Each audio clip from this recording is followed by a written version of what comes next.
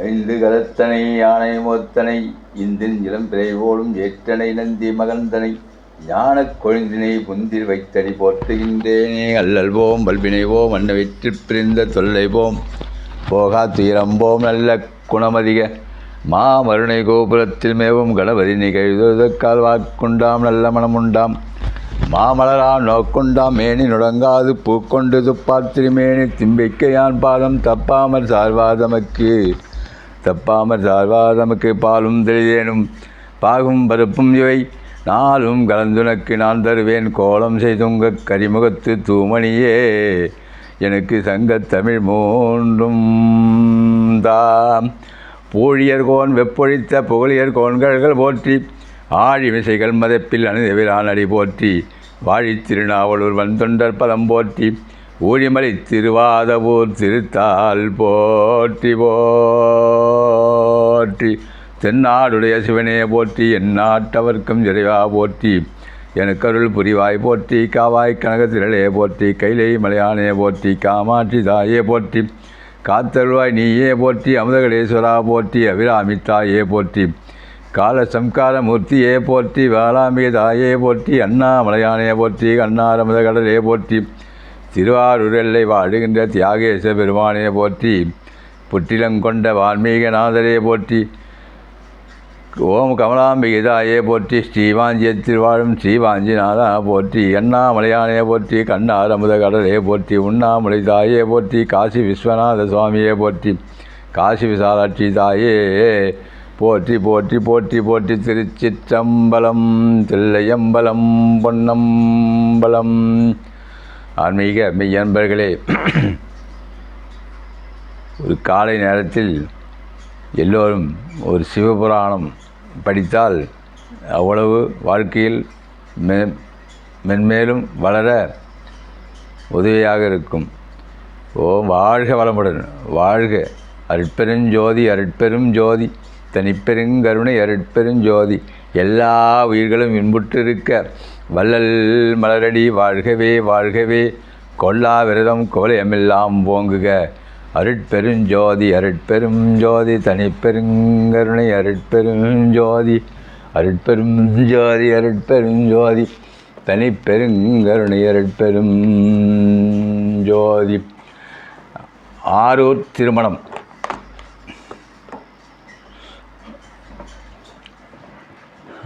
ஆரூர் திருமணம் என்ற தலைப்பிலே ஒரு சிறு கதையை இன்று சொல்ல திருவருள் கூட்டியிருக்கின்ற காரணத்தால் அதை சொல்லவிருக்கின்றேன். ஆரூரிலே ருத்ர கணிகையர் குலத்திலே பிறந்த பறவையார் வளர்ந்து பருவ வயதை அடைந்தார். அழகு அவள் தளிர் மேனியை எழிலோவியமாக செய்திருந்தது. தினந்தோறும் அவள் தன் தோழியருடன் ஆலயத்திற்கு வந்து புற்றிடங்கொண்டாரை தரிசித்து செல்வது வழக்கம். அன்றைய தினம் வழக்கம்போல் பறவையார்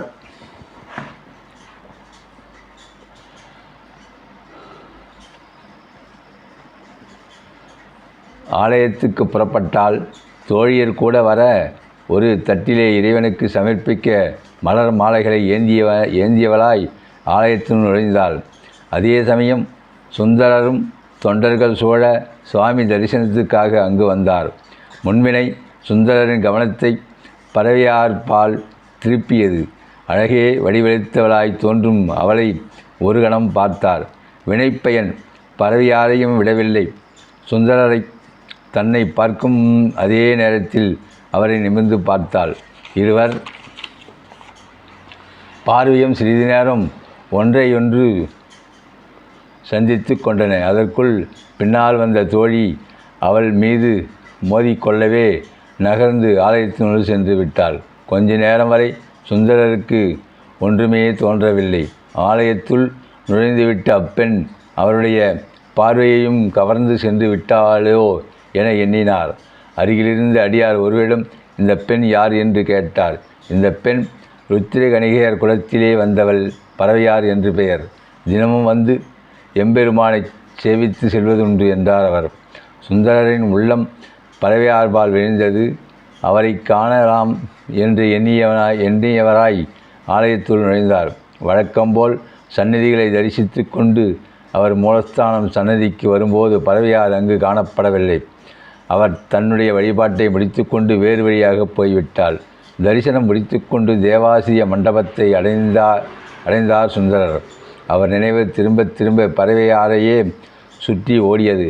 எம்பெருமானே, இது என்ன சோதனை என்றுமில்லாமல் என் நினைவு பறவையாரின்பால் செல்வதன் காரணமென்ன? எந்த காரணத்துக்காக என்னை தவிக்கச் செய்ய வேண்டும் என்று கைலங்கிரியிலே எனக்கு கொடுத்த வாக்குப்படி புத்தூரிலே வந்த தடுத்தாற் கொண்டீரே, அதேபோல் இதுவும் உம்முடைய திருவுள்ளம்தானோ? அவ்விதமானால் பறவையாரை எனக்கு தந்தருளும் என்று வேண்டினார். பறவையாரின் நிலையும் இதுபோலத்தான் இருந்தது. சுந்தரரின் மன்மதத் தோற்றத்தை கண்டது முதல் அவள் மனம் தன் வசம் இழந்து தவித்தது. அவனால் நிம்மதியாக இறை வழிபாட்டை நடத்த முடியவில்லை. வழக்கத்துக்கு மாறாக விரைவிலேயே வீட்டுக்கு சென்று விட்டாள். வீதியை அடையும் வரைதான் அவளால் பொறுக்க முடிந்தது. தன்னருகில் வந்த தோழியிடம் கேட்டாள், ஏனடி, நாம் ஆலயத்துள் நுழையும்போது வாயிலில் பெருமான் ஒருவர் வந்தாரே, அவர் யார் என்று தெரியுமா? அவர் தானம்மா எம்பெருமானால் தடுத்தாட்கொண்டருளப் பெற்ற பெருமாள் எனப்படும் நம்பியாரூரர் என்றாள் தோழி. நாம் வழிபடும் திருமானுக்கு தொண்டரென போற்றப்படும் அடியார் அவர்தானா என்று வியந்து கேட்டாள் பறவையார். ஆமம்மா, இறைவனோடு வன்மை பேசியதால் தொண்டர் என்றும், ஈசனிய தோழனாக பெற்றதால் தம்பிரான் தோழர் என்றும் போற்றப்படுவார் அவர்தான் என்றாள் தோழி. மாளிகையை அடைந்த பறவையாரின் மனம் எந்த காரியத்திலும் லயிக்கவில்லை. திரும்ப திரும்ப சுந்தரரின் அழகிய திருவுருவமே அவர் மனக்கண் முன் தோன்றியது. ஆஹா, அத்திருமுகத்தில்தான் என்ன அழகு! ஆண்டவனின் அருள் பிரசாதம் பெற்றதால் அத்திருமுகத்தில்தான் என்ன தெய்வீகம் மிளிர்கிறது! இறைவனை அக்கோலத்தில் எழுந்திருப்பதாக அல்லவா நினைக்க தோன்றுகிறது என்று பலவாறாக அவரை எண்ணி மருகினாள். மாலை போய் இருள் வந்தது. இவருடைய உள்ளமும் ஒருவர் எண்ணி தவித்தன. பறவையாருக்கு மஞ்சம் முள்ளாக குத்தியது. எழுந்து முற்றத்துக்கு வந்தால் அங்கே தன்னொளி வீசிய நிலவு அவள் தவிப்பை மேலும் அதிகப்படுத்தியது. சிவபெருமான் முன்னர் தாம் அருளியபடி காரியங்களை நிறைவேற்ற விருப்பம் கொண்டார். தம் அடியார் மனம் துன்புறுவதை அவர் ஒரு கணமும் சகிக்க மாட்டார். அன்றோ அன்றிரவே ஆரூர் திருத்தொண்டர் தம் கனவிலே தோன்றி விழிந்ததும் நம்பியாரூருக்கும் பறவையாருக்கும் திருமணம் செய்து வைக்குமாறு கட்டளையிட்டார்.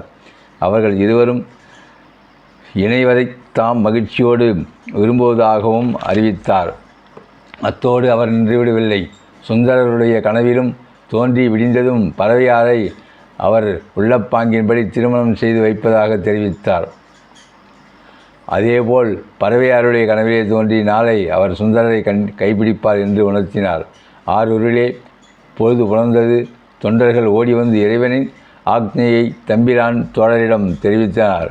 பறவையாருக்கு விவரத்தை சொல்லி அவளை அழைத்து வர அடியார்கள் சிலர் சென்றனர். அவர்கள் வரவை எதிர்நோக்கி காத்திருந்தாள் பறவையார். வைகரை பொழுதிலே எழுந்து நீராடி புத்தாடை அணிந்து சர்வாலங்கார பூஷிதையாக அவள் காத்திருந்தாள். அவளை தேடி அடியார்கள் வந்ததும் இரவு கனவிலே புற்றிடங்கொண்ட பெருமான் தோன்றி தன் விருப்பம் நிறைவேறப் போகிறதென்று அறிவித்ததை அவர்களிடம் தெரிவித்தார். பறவையார் அழைத்து வரப்பட்டதும் தொண்டர்கள் சுந்தரரை அலங்காரமாக அழைத்து வந்தார்கள். ஆண்டவன் சன்னிதானத்தில் இருவருக்கும் முறைப்படி திருமணம் செய்து வைக்கப்பட்டது. இறைவன் திருஅருள்படி சுந்தரர் பறவையாரின் மாளிகையில் சிறிது காலம் தங்கி குடும்ப வாழ்விலே ஈடுபட்டார். அப்போதும் அவர் இறை வழிபாட்டை கொஞ்சமும் மறக்கவில்லை. திருத்தொண்டர்கள் சூழ 3 காலங்களிலும் ஆலயம் சென்று எம்பெருமானை தொழுது வந்தார். இவ்வாறு வாழ்ந்து வரும் ஒரு நாள் சுந்தரர் வான்மீக நாதரை தரிசிக்க ஆலயம் வந்தார். தேவாசிரிய மண்டபத்தில் கூடியிருக்கும் சிவனடியார்களை கண்டபோது அவர் உள்ளம் பக்தி வெள்ளத்தில் மிகுந்தது. திருநீறு விளங்க சிவஸ்வரூபமாகவே அவர்கள் காட்சியளித்ததை கண்டதும், ஆகா, இவ்வடியார்களுக்கு அடியனாகும் நான் எந்த நாளோ என மனத்திலே எண்ணினார். எங்கும் நிறைந்த பரம்பொருளான சிவபெருமான் சுந்தரரின் மனத்திலே எழுந்த விருப்பத்தை உணர்ந்தார். அதை நிறைவேற்றவும் விருப்பம் கொண்டார். சன்னிதானத்திலே பக்தியால் நெஞ்சம் உருக நிற்கும் சுந்தரரின் கண்களுக்கு இறைவன் காட்சி தந்தார். சுந்தரா, நம்மை பற்றி புகழ்ந்து பாடும் நீ நம் அடியார்களையும் பாட வேண்டாமா?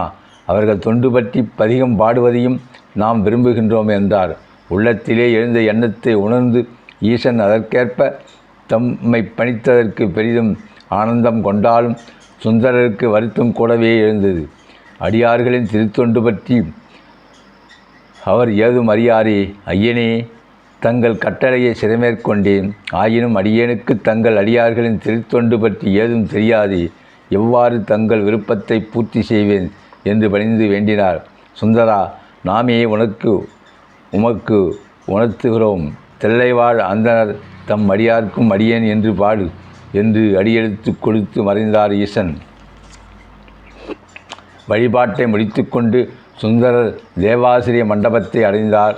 அங்கே குழுமியிருந்த அடியார் கூட்டத்தை நோக்கி கைகூப்பித் தொழுதார். உடனே மடை திறந்த வெள்ளம் போல் அவர் உள்ளத்திலிருந்து பாட, தில்லைவாழ் அந்தணர்தம் அடியார்க்கும் அடியேன், திருநீல கண்டத்து குயவனார்க்கும் அடியேன், இல்லையே எண்ணாத இயற்பகைக்கும் அடியேன், இளையான் தன் குடிமாறன் அடியார்க்கும் அடியேன், வெல்லுமாமிக வல்ல மெய்ப்பொருளுக்கு அடியேன், வெறிப்பொழில் சூழ் குன்றையார் விரன் மெண்டற்கு அடியேன், அல்லிமென் முல்லையான் தன் அமர் நீதிக்கு அடியேன், ஆரூரன் ஆரூரிலே அம்மனுக்காகவே, ஓடு கொடுத்தவர் வீடும் கொடுத்தார், வான்மீக நாதர் அடியெடுத்து கொடுக்க சுந்தரர் அடியார்களின் வரலாற்றை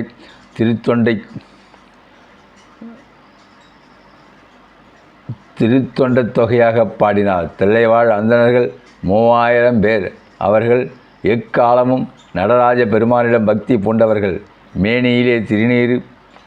மேனியிலே திருநீரும் ருதிராட்சமும் விளங்காது இருக்க மாட்டார்கள். அக்கினி வளர்த்து ஹோமம் முதலான கர்மாக்களை சிரத்தையுடன் செய்து வருபவர்கள். அவர்கள் நினைப்பும் செய்கையும் பகவானை குறித்தே இருக்கும். மனத்திலே தூய்மையும் பேச்சிலே இனிமையும் உடையவர்கள். சிவனடியார்களிடம் அன்பு கொண்டவர்கள். எந்நேரமும் இறைவனுக்கு தொண்டு செய்வதையே தமது மூச்சாக கொண்டவர்கள். இத்தனை பேறு பெற்ற அடியார்களை தகுந்த முறையில் கௌரவிக்க எம்பெருமான் இச்சை கொண்டார் போலும். ஆரூர் சன்னிதானத்தில் சுந்தரருக்கு அடியார் பெருமை பற்றி பதிகம் பாட அருளிய போது தம் கருணைக்கும் பாத்திரர்களான திரைவாழ் அந்தணர்களை முதல் போற்றி புகழ்ந்து பாட இறைவன் அடியெடுத்து கொடுத்தார். சுந்தரரும் அவ்வாறே தில்லைவாழ் பொன்னம்பலத்தின் பொன் அடியார்களுக்கு முதலில் அஞ்சலி செய்து தண்டியார்களின் பெருமை பற்றி பாடத் தொடங்கினார். தில்லைவாழ் அந்தணர்கள் 3000 பேரில் பொன்னம்பலத்தாடும் நடராஜ பெருமானும் ஒருவர் என்று கொள்வார். ஆகவே இறைவன் தன் அடியார்களை பற்றி சுந்தரரை பாடச் சொல்லிய போது தம்மோடு சேர்ந்ததில்லை அந்தணர்கள். முதலில் அஞ்சலி செய்து பாட அவ்வாறு அடியெடுத்து கொடுத்தார் போலும். தில்லைப்பதியிலே மண் பாண்டங்கள் செய்து விற்று ஜீவனம் நடத்தி வந்த குயவனார் ஒருவர் இருந்தார். அவருக்கு திருநீல கண்டர் என்று பெயர்.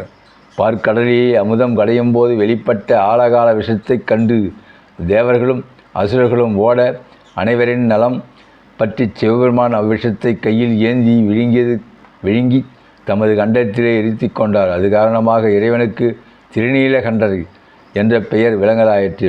சிவபெருமானுடன் மிக்க பக்தி கொண்ட குயவனார் ஈசனின் இத்திருவிளையாடலை வியந்து எந்நேரம் அதை நினைவுபடுத்தி மகிழ்வார். தம்மிடம் வருபவர்களும் அபிப்பிராயத்தை எடுத்து கூறி பகவானின் கருணையை புகழ்வார். அதனால் எல்லோரும் அவரை திருநீல கண்டர் என்றே அழைக்கத் தொடங்கினர். நாளடைவில் அந்த பெயரே நிலைத்துவிட்டது.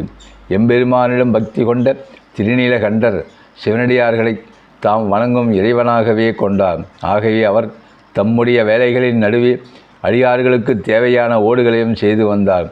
தம்மிடம் வரும் அடியார்களை பயபக்தியோடு வரவேற்று உபசரித்து அவர்களுக்கு தாம் செய்து வைத்துள்ள ஓடுகளை அளித்து மகிழ்வார்.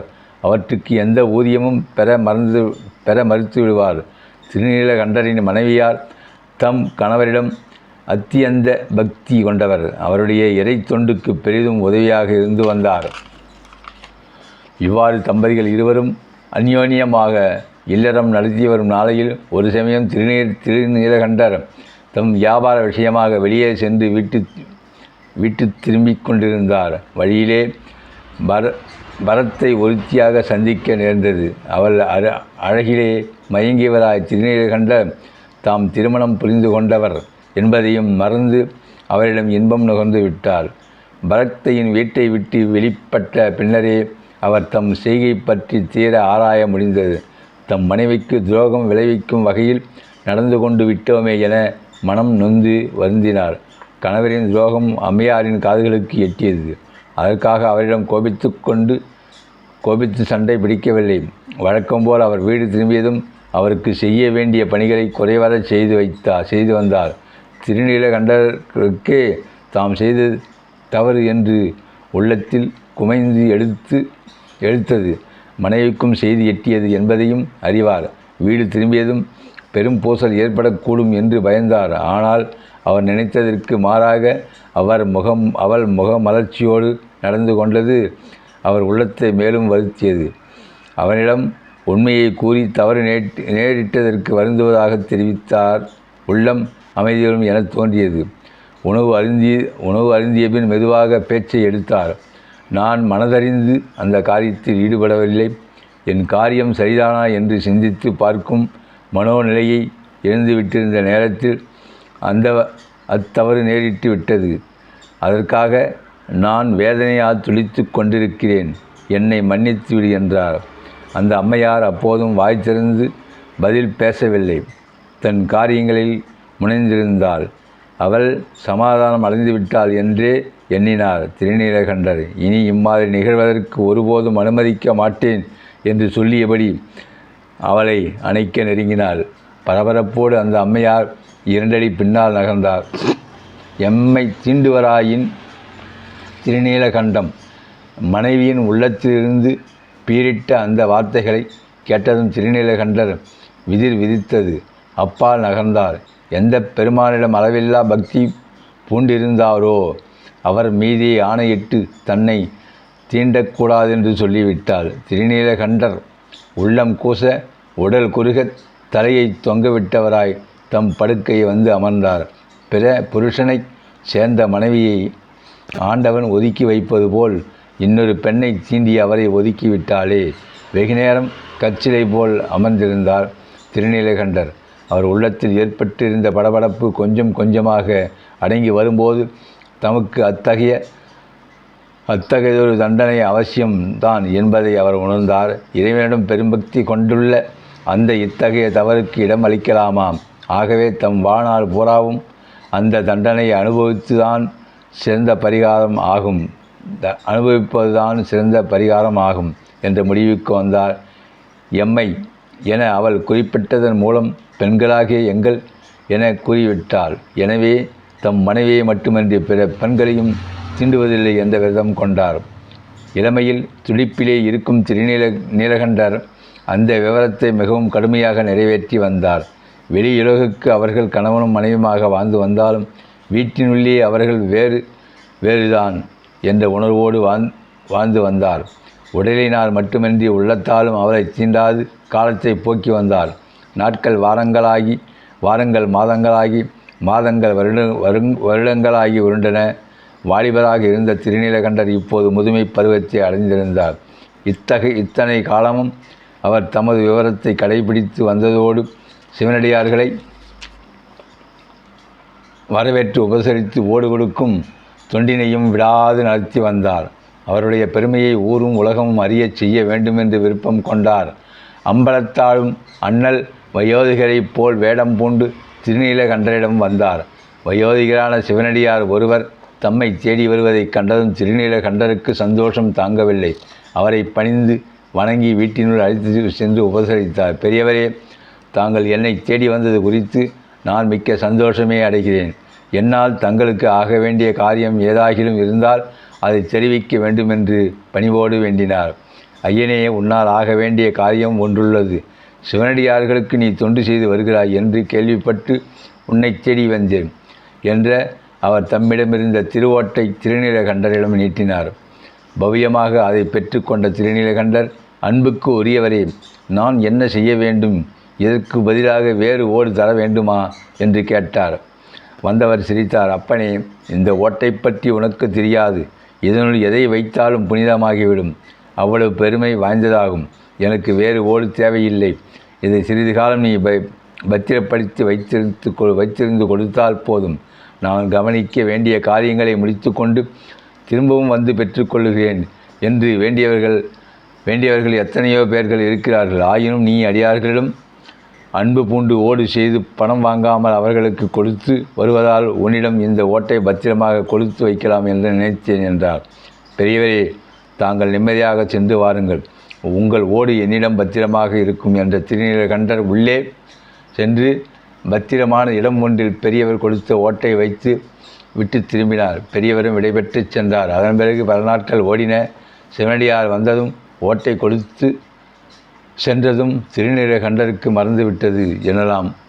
இவ்வாறு இருந்து வருகையில் அந்த வயோதிக சிவனடியார் ஒரு நாள் திருநீலகண்டரை தேடி வந்தார். அப்பனே, போன இடத்தில் ஏதேதோ காரியங்கள் நான் சொல்லி சென்றது போல் திரும்ப முடியவில்லை. இப்போதுதான் வர முடிந்தது.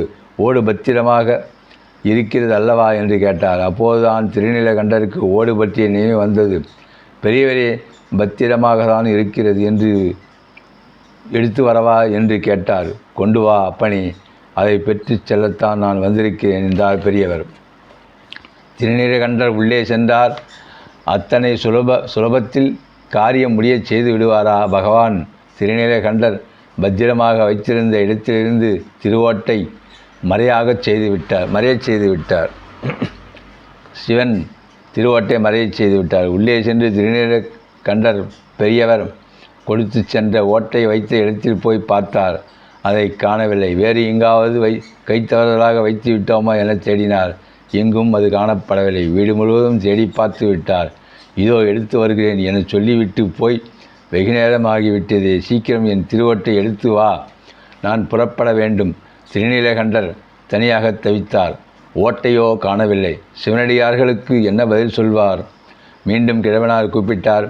உள்ளமும் உடலும் நடுங்க வெளியே வந்தார் திருநீலகண்டர். என்னப்பா, இத்தனை தாமதம் ஏன்? என் ஓட்டை கொண்டு வா என்று கேட்டார். கண்கள் நீரைச் சொரிய திருநீலகண்ட பெரியவரை நமஸ்கரித்தார். பெரியவரே, என்னை மன்னித்துவிடுங்கள். தாங்கள் கொடுத்து சென்ற ஓட்டை பத்திரமாகத்தான் வைத்திருந்தேன்.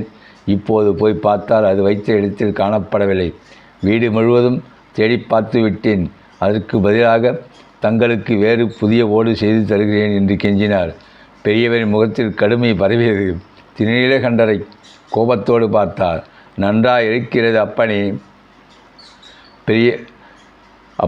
உன் வார்த்தை. பத்திரமாக வைத்திருந்து தருவதாக ஓட்டை வாங்கி கொண்டு விட்டு இப்போது காணவில்லை என்றால் நான் விட்டு விடுவேனோ என்று கேட்டார். நான் அதை வைத்திருந்த இடம் மிகவும் பத்திரமான இடமே. எப்படியோ தவறி இருக்கிறது. அதற்கு பதிலாக புதிய ஓடு செய்து தருகிறேன். என் மீது கருணை கொண்டு பெற்று கொள்ள வேண்டும் என்று மன்றாடினார். பெரியவர் சம்மதிக்கவில்லை. எனக்கெதற்கு புதிய ஓடு? என்னுடைய பழைய ஓட்டையே கொண்டு வந்து கொடு போதும். பொன்னால் செய்து கொடுப்பதாக இருந்தாலும் எனக்கு தேவையில்லை என்றார். திருநீலகண்டர் அந்த கிழவரிடம் மன்றாடினார். வேறு ஓட்டை பெற்றுக்கொண்டு தம்மை பழி சூழ்வதினின்றும் காப்பாற்றுமாறு வேண்டினார். கிழவர் ஏளனமாக சிரித்தார். அடடா, என்ன ஆச்சரியம்! பழி சூழ்ந்து விடுமோ என அஞ்சுகிறாயோ? உன் வார்த்தையை நம்பி விடுவேன் என்று நினைக்காதே. எந்த பொருளை வைத்தாலும் அதை புனிதமாக்கிவிடும் என்று சொல்லி ஓட்டை கொடுத்தேன் அல்லவா? ஆகவே அதை உன்னிடமே வைத்து கொள்ள வேண்டுமென்று எண்ணம் கொண்டிருக்கிறாய் போலும். அதனால்தான் ஓடு காணவில்லை என்று கூறுகிறாய். என்னுடைய பழைய ஓட்டை கொடுத்து விடு. இல்லையேல் உன்னை சும்மா விடமாட்டேன். ஊரை கூட்டி உன் திருட்டுத்தனத்தை முறையிட்டு ஓட்டை வாங்கி கொண்டுதான் இங்கிருந்து நகருவேன். கிழவரின் வார்த்தைகளை கேட்டு உள்ளம் கூச உடல் குறுக தவித்தார் திருநீலகண்டர். சுவாமி, என்னை திருடன் என்று கூறுகிறீர்கள். கனவிலும் தங்கள் உடைமையை நான் எடுத்து கொள்ள வேண்டும் என நினைத்ததில்லை. வைத்த இடத்தில் அதை காணவில்லை. என் வார்த்தையை நீங்கள் நம்ப வேண்டும் என்று கண்ணீர் விட்டு கெஞ்சினார். நீ ஓட்டை திருடிக் கொள்ளவில்லை என்கிறாயா? அப்படி நான் உண்மையிலேயே காணாமல் போய்விட்டதா? ஆம் சுவாமி, வீடு முழுவதும் தேடி பார்த்தாகிவிட்டது. ஓட்டை காணவில்லை. அதற்காகத்தான் புதிய ஓடு செய்து தருவதாக கூறியுள்ளேன். உன் வார்த்தையை நான் எவ்வாறு நம்புவது? எனக்கு நம்பிக்கை ஏற்பட உன் மகனை அழைத்து வந்து அவன் கைப்பிடித்து குளத்தில் மூழ்கி சத்தியம் செய் என்கிறார் கிழவர். சுவாமி, இறைவன் என்னை அளவுக்கு மீறி சோதனை செய்கிறார். தாங்கள் கூற்றுப்படி செய்து என் நிரபரத்தை தன்மையை தங்களுக்கு விளக்கக்கூடிய நிலையில் ஆண்டவன் என்னை வைக்கவில்லை என்று கண்ணீர் ஊந்தார் திருநீலகண்டர். என்ன என்று கோபமாக கேட்டார் கிழவர். சுவாமி, அடியனுக்கு இந்த பாக்கியத்தை இறைவன் அளிக்கவில்லை. தாங்கள் வேறு எப்படி செய்ய சொன்னதும் செய்கிறேன் என்று வேண்டினார் திருநீலகண்டர். ஓஹோ, உனக்கு பிள்ளை இல்லையா என்று சிறிது நேரம் யோசித்து கிழவர், அப்படியானால்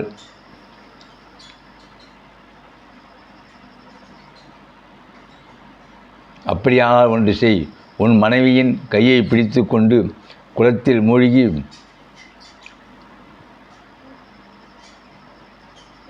மூழ்கி சத்தியம் செய்ய என்றார். கிழவரின் வார்த்தைகள் திருநீலகண்டரை திடுக்கிட வைத்தன. அவர் எவ்வாறு அதற்கு இணங்க முடியும்? அவரை தீண்டுவதில்லை என்ற விரதம் கொண்டிருப்பதை எவ்வாறு மீறுவது? திக்கி தடுமாறினார். அவரால் வாய் திறந்து பதில் ஏதும் சொல்ல முடியவில்லை. ஏன் தயங்குகிறாய்? நீதான் ஓட்டை திருடிக் கொள்ளவில்லை என்று சொல்கிறாயே, அப்படி இருக்க பயம் எதற்கு? சுவாமி, நான் என்ன செய்வது என்பது தெரியாமல் தவிக்கிறேன். எங்களுக்குள் ஒரு சபதம் இருக்கிறது. அதன்படி அவளை நான் தீண்டுவதற்கில்லை. நான் மட்டும் குளத்தில் மூழ்கி சத்தியம் செய்கிறேன் என்றார். கிழவர் இடி என்று சிரித்தார். எந்த வழிக்கும் வர முடியாது போலிருக்கிறதே உன் பேச்சு. உன்னிடம் பேசுவதில் எனக்கு ஒரு பலனும் ஏற்பட போவதில்லை. எங்கு பேச வேண்டுமோ அங்கே பேசினால் தானாக ஓடு வருகிறது என்று கோபமாக பேசியவராய் புறப்பட்டார். சுவாமி, என் வார்த்தையை நம்புங்கள். நான் சொல்வது எல்லளவும் உண்மைக்கு மாறானது அல்ல என்று சொல்லிக்கொண்டே அவர் பின்னால் சென்றார் திருநீலகண்டர். பெரியவரே அவருடைய வார்த்தைகளை காதிலே வாங்கி கொள்ளாமல் நேராக தில்லைவாழ் அந்தணர்களிடம் சென்றார். பெரியவர்களே, இவனை பாருங்கள். சிவனடியார்களும் அன்பு போன்றவனாக இவன் போடும் வேஷத்தை இப்போது நன்றாக அறிந்து கொள்ளுங்கள். எதை வைத்தாலும் புனிதமாக்க வல்ல இறைவனின் திருவோட்டை கொடுத்து பத்திரமாக வைத்திருக்கும்படி சொன்னேன். சிவனடியார்களிடம் அன்பு பூண்டு அவர்களுக்கு ஓடு அளித்து வருகிறானே என்று நம்பி இவனிடம் கொடுத்தேன். இவனோ ஓட்டைத்தான் எடுத்து கொள்ள வேண்டும் என்ற பேராசையில் ஓடு காணவில்லை என்று கூறுகிறான். உண்மையில் கெட்டுவிட்டது என்றால் அவன் தன் வார்த்தையை நிரூபிக்க தன் மனைவியின் கையை பிடித்து கொண்டு குளத்தில் மூழ்கி எழுந்து சத்தியம் செய்யட்டும் என்று சொன்னேன். அதற்கும் உடன்படாது ஏதோ சபதமாம் மனைவியை தீண்டுவதில்லையாம் என்று தட்டி கழிக்க முயலுகிறான். நீங்கள் தான் நியாயம் வழங்க வேண்டும் என்றார். அந்தணர்களும் திருநீலகண்டரை பார்த்து கிழவனின் குற்றச்சாட்டுகளுக்கு அவர் என்ன பதிலளிக்கப் போகிறார் என கேட்டனர். பெரியவர்களே, இந்த முதியவர் என்னிடம் ஓடு கொடுத்து பத்திரமாக்க வைக்கச் சொல்லி சென்றது உண்மையே. அதை நான் பத்திரப்படுத்தி வைத்திருந்தேன். ஆனால் இப்போது இவர் வந்து கேட்டபோது ஓடு வைத்த இடத்தில் அதை காணவில்லை. என்னை பற்றி நீங்கள் நன்கு அறிவீர்கள். மனத்தாலும் பிறர் பொருளை கவரும் எண்ணம் எனக்கு இல்லை என்பது ஊரார் அறிந்திருந்ததே. அப்படி இருக்க சிவனடியாரான இவரது ஓட்டை நான் கவர்ந்து கொள்வேனா என்று திருநீலகண்டர். நீ ஓட்டை எடுக்கவில்லை என்று சொல்லும்போது பெரியவர் கூறியபடி செய்வதுதான் நியாயம். உன் மனைவியை கைமையை பிடித்து குளத்திலே மூழ்கி எழுந்து ஓட்டை கவரவில்லை என சத்தியம் செய் என்றனர் அந்தணர்கள். அவர்கள் தீர்ப்புக்கு இணங்கிய திருநீலகண்டர் அப்படியே பொருந்திய முறையில் நடந்து என் கூற்றை மெய்ப்பிக்கிறேன் என்றார். கிழவரை அழைத்து கொண்டு வீடு திரும்பிய திருநீலகண்டர் மனைவியை கூப்பிட்டு கொண்டு குளக்கரைக்கு சென்றார். இதற்குள் கிழவரின் வழக்கு பற்றி செய்தி அறிந்து மக்கள் திருப்புலி வரத்துக்கு குளக்கரையில் வந்து கூடிவிட்டனர். தங்கள் வழங்கிய தீர்ப்புக்கு ஏற்ப திருநீலகண்டர் நடக்கிறாரா என்பதை பார்க்க அந்தணர்களும் வந்திருந்தனர். தாம் கையில் பிடித்து வந்த மூங்கில் தடியின் ஒரு முனையை தம் மனைவியிடம் கொடுத்து பிடித்து கொள்ளச் செய்து மற்றொரு முனையை தாம் பிடித்து கொண்டார். பின்னர் தாம் நீரில் மூழ்கி எழும்போது அவர்களும் சேர்ந்தாற்போல் நீரில் மூழ்கி எழ வேண்டும் என தெரிவித்துவிட்டு குனிந்தார். சற்று நிலைப்பா என்று குறுக்கிட்டார் பெரியவர். ஏன் சுவாமி என்று கேட்டவராய் நிமிர்ந்து பார்த்தார் திருநீலகண்டர். நான் சொன்னது என்ன, நீ செய்வது என்ன? உன் மனைவியின் கையை பிடித்து கொண்டு நீரில் மூழ்கி எழுந்திரு என்று கண்டிப்பாக கூறினார் பெரியவர். திருநீலகண்டருக்கு இனியும் தம்மால் பேசாதிருக்க முடியாது என்பது தெரிந்துவிட்டது. கணவன் மனைவி பூசல் அம்பலத்துக்கு வந்தாக வேண்டிய நிலை வந்துவிட்டது என்பதை உணர்ந்தார். பெருமானே, இது என்ன சோதனையா? என்னை வருத்தியபடி தமக்கும் தன் மனைவிக்கும் இடையே ஏற்பட்ட பிணக்கத்தை தெரிவித்து எம்மை தீண்டுவரையாக திருநீலகண்டம் என்று அவள் சூழலித்ததையும் அங்கிருந்து அவள் உட்பட எந்த பெண்ணையுமே தாம் தீண்டாது இருந்து வருவதையும் அனைவரும் அறிய எடுத்து கூறினார். குளக்கரையில் கூடியிருந்த மக்கள் திருநீலகண்டரின் தூய்மையான உள்ளத்தை அறிந்தபோது அதிசயத்தினர். அடரா, இதை நீ முதலிலே சொல்லியிருக்கக்கூடாதா? இத்தனை தூரத்துக்கு உன்னை இழுத்திருக்க மாட்டேனே என்றார் கிழவர். திருநீலகண்டர் தாம் பற்றியிருந்த தண்டின் மறுமுனையை பிடித்து கொண்டு நீரில் மூழ்குமாறு மனைவியிடம் சொல்லிவிட்டு குளத்துக்கு நீரிலே மூழ்கி எழுந்தார். என்ன ஆச்சரியம்! நீரினுள் மூழ்கும் போது முதுமை பருவத்தை அடைந்திருந்த தம்பைகள் நீரிலிருந்து எழுந்தபோது இளமை பற்றி விளங்கினர். எங்கும் பலத்த ஆரவாரம். மக்கள் மகிழ்ச்சி பெருக்கிலே அத்தம்பதிகளை போற்றி புகழ்ந்தனர். திருநீலகண்டருக்கு வியப்பு தாழவில்லை. கிழவனாரை பார்த்தார். கிழவனார் அங்கே தென்படவில்லை. எங்கே பெரியவர் என்று அவர் எங்கு போய்விட்டார் என்று தேடினார் திருநீலகண்டர்.